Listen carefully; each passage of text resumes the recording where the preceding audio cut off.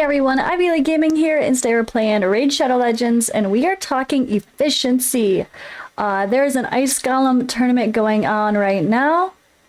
There's also a champion training tournament going on right now, and depending on when you're watching this, if you're watching this today or tomorrow, there is going to be a dungeon diver event going on as well. So if you want to double or ideally triple dip with your points during a fusion, I should say triple dip with points, triple dip with energy spent. This is the way to do it, guys. There are a lot of champions that can solo Ice Golem. When we talk solo builds, we're talking bringing 4 food along with them and one person just doing all the work. Now, a lot of these solo builds tend to be fairly slow for the runs here. There's obviously... It's going to depend on your stats, your speed, what build you actually have them in. Now, right now, I am running Bad Alcazar in the example. He is in Frenzy gear, +1 speed set. My Bad Al has 60,000 HP, 3,100 defense. He's 233 speed, and no crit, not needed. 315 resistance, 258 accuracy. So my Bad Al was built for running, he was built for doing runs for 25, Ice Golem 25, but I don't think he can solo Ice Golem 25. That's a bit risky. I haven't tried, honestly. I probably should try. But for sake of these events, doing Ice Golem 20 is ideal because of efficiency with using your energy versus the points you get in return for the gear you're collecting. But it's not the right affinity, so we're going positive affinity here. We are going Ice Golem 21 with Bad Alcazar. So I'm going to show you once this wraps up here, the wonderful experience that we actually get from doing this. It's worth it, guys. It is worth it. Not only do double dip, again, triple dip. You can do 3 events in one run. Now, I know a lot of you are probably like, oh, Ice Golem, let me just get it done, whatever, doing your speed runs, and not even thinking about how many champions can solo it and help you get the champion training done at the same time.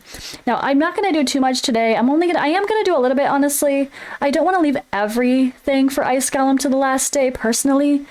But if you know you can get it done in one day easily and you're not going to forget about it or you're not going to be distracted, if you could just wait until the dungeon diver starts, boom, look at that. Such good experience. Such good experience. I think when I looked, it was 13.8 thousand experience. Pretty darn good. I mean, I might have just been running that with these guys at max level. Was I running that? I was doing some testing, so they might have already been at max level, so that would have been a little bit silly. But yeah, I think it was 13.8 thousand experience in one run, which is better than doing a brutal run anyway, and I mean, you might as well double or triple dip with your energy spent, right? So if we want to take a quick look here, I have some other options for soloing as well. I could use Tomb Lord to solo 23. Now I actually tried this and it succeeded. It was about the same runs. So these runs for me so far with Bad Al were 2.5 to 3 minutes-ish, depending on the RNG of the run. So most of them were under 3 minutes, though, so that was great. Tomb Lord, though, was about the same, honestly. He was like 240, 245. But I did have my Tomb Lord... Oops, not this one. But yeah, this Tomb Lord did have a run fail. If I show you my Tomb Lord, you'll see why. He's a little bit squishy. His gear's been changed a few times. I think if I had him at like 3,000 defense instead of 2,200 defense, he'd be in a lot better shape. But he's in regen and resistance gear. Regen and immortal are more ideal. We're not even setting any AI for these, by the way, guys, for these food things. We are just letting people go. There is another option I personally have for soloing as well. Probably stage 24 or 20. Lord Champfort, right? Lord Champfort. Let's give him a run here. I mean, this is probably really slow, isn't it? I'm going to probably take a pause and let this play out, and then I'll show you guys. I've heard Dark Kale has some interesting ability. I think he can solo some stuff. I actually haven't tested out him alone soloing, though. Also, I've heard Venomage So I was actually trying to write down the people that I can think of that can solo this. Eurogrim is better as a duo. They might be able to solo 20, but that's probably a stretch on gear. Venomage can solo. Gizcard can actually solo Ice Golem. That was one I was surprised to find out. And Tyrant can as well. I want to build my Tyrant to solo 24, not 20. I was hoping to solo 24, but now I'm wishing I just built him to solo 20, honestly. But mine is not geared at the moment, actually. I need to re-gear him. But I'm trying to wait until I get the perfect gear to re-gear him in Regen and Immortal to be able to solidly solo Ice Golem 24 and some dragon. Or, sorry, and some spider as well. But let's give this a test here. I'm going to take a pause and I'll show this run.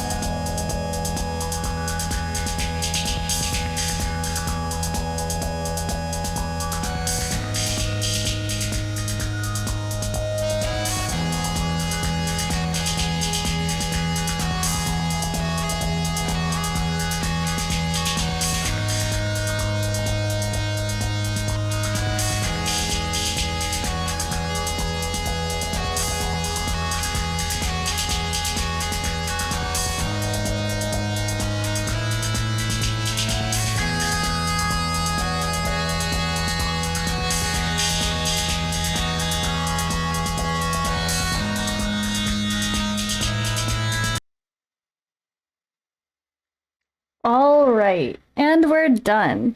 So you can see this is one of the slower options, which is why I see not many people talk about Lord Chamfort soloing Ice Golem anymore, because that's slow. But look at the experience. Hell, it's worth it, right? If that's who you got, use what you got. So let's go take a look at what's happening. We'll take a look at my champions, and I'll just give you some more suggestions for this. So what I'm talking about with triple dipping is, of course, the Ice Golem tournament. Number 1. Ice Golem is on, as I'm doing this video, it's on for 1 day and 23 more hours. So 2 more days here, plenty of time to finish the Ice Golem tournament. We also have a champion training event happening right now that's going on for over 2 more days, almost 3 more days.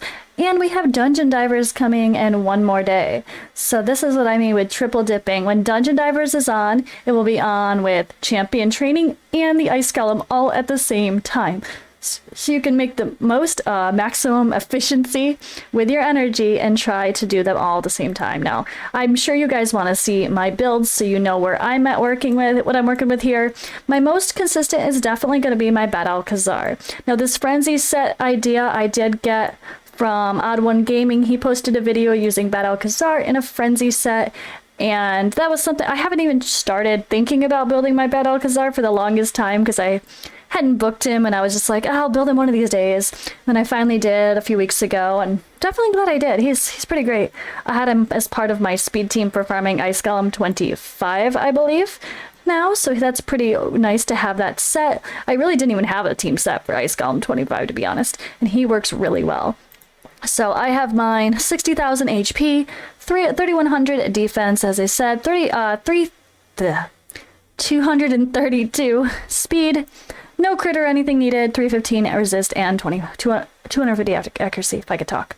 As far as skill books, I only have books in the A2. Don't have anything booked on the A1, although I could. The extra healing wouldn't hurt, especially when you're considering solo builds, but it's successful, so I'm not worried. I actually have him with this build going down to Oppressor. So this is actually not a War Master build, which you might think, because he's not actually hitting much, right? He's placing poisons. So this isn't going to benefit behind me here, War Master. It wouldn't benefit as much as some other builds might, right? So other champions might benefit from it. So we're actually just here. We're about having chances to cycle cooldowns. We have Refresh accessory on him. We have, of course, the Frenzy, which 10% turn meter for every 5% HP lost. That is that. All right, and then we have Tyrant is someone who can definitely do this as well. Of course, same thing. You might want to try him on 20 or 24, so he's positive affinity. You want him to, again, be in regen gear and immortal. Mine is not built right now, so that's not the case. You're probably going to want the same idea here, or I think you can get away with using War Master for that setup, though. I think you can because it is a little bit different, but for soloing 24, I did see the same thing with these masteries here. The same idea here. Same idea.